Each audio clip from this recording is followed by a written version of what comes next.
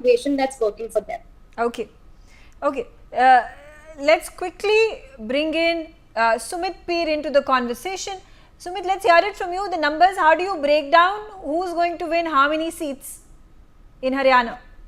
Meghaji, thank you for having me on your show. If you go by what I feel, BJP somewhere around 42 to 45 with all the equations they have done, all the changes they have done. Second thing, Congress will be somewhere around 30, 35, somewhere around that. Congress is not doing too bad. Basically, JJP and the independents will hold the key for the formation of government. I am not writing off Dushyant Chautala.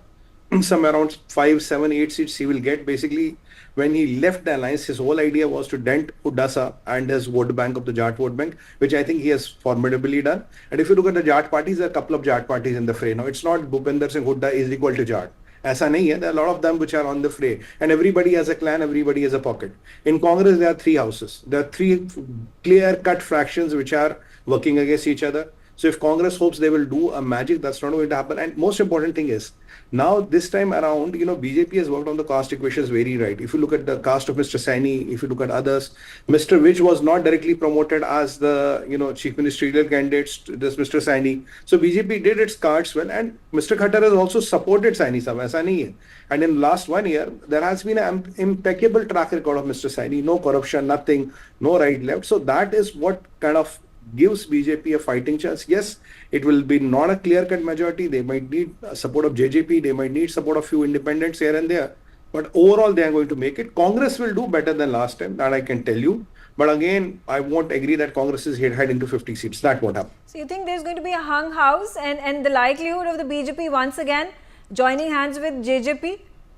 I think that was the grand plan. I have been very vocal about it. That was always the grand plan. Why should JJP leave 6 months before the elections, and then they're making this stupid excuse, "Ji, aapne 5,000 ki pension nahi ki, that is why leave." Nobody leaves politics in 6 months for that reason. So this was the idea, because they have seen this Congress and the Jat parties doing alliance.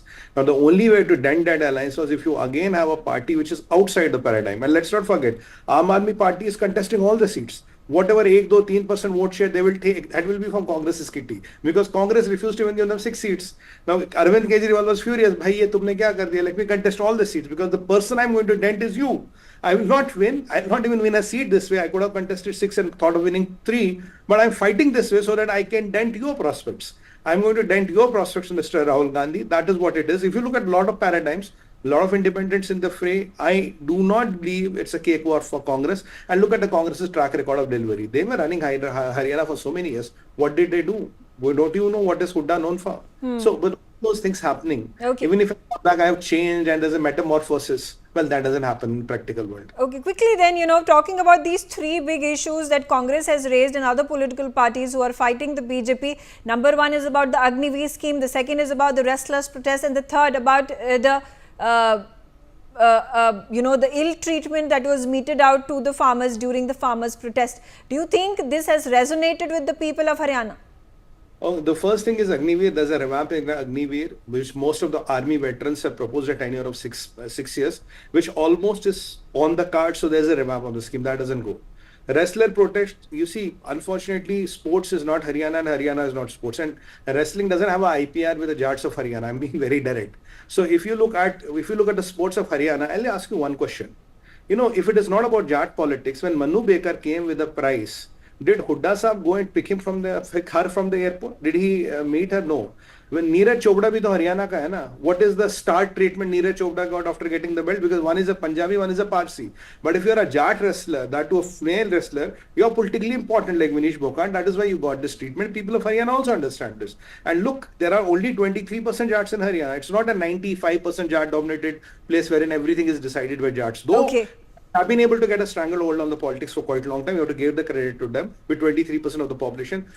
Farmer protest, ma'am, that is a thing of the past. It has gone by. People have understood pros and cons, and people understand this is a gone thing. And like even in the farmers protest, it was not all the farmers of Haryana. It was a particular farmers which were supporting a particular political ideology. They were on the roads. Not each and every farmer of Haryana. And Haryana is a prosperous state, double the GDP than Punjab. But the problem is 66% of the GDP comes from Gurugram only. Okay. That's part of it. Okay, all right. Let's quickly get into the conversation. I have with me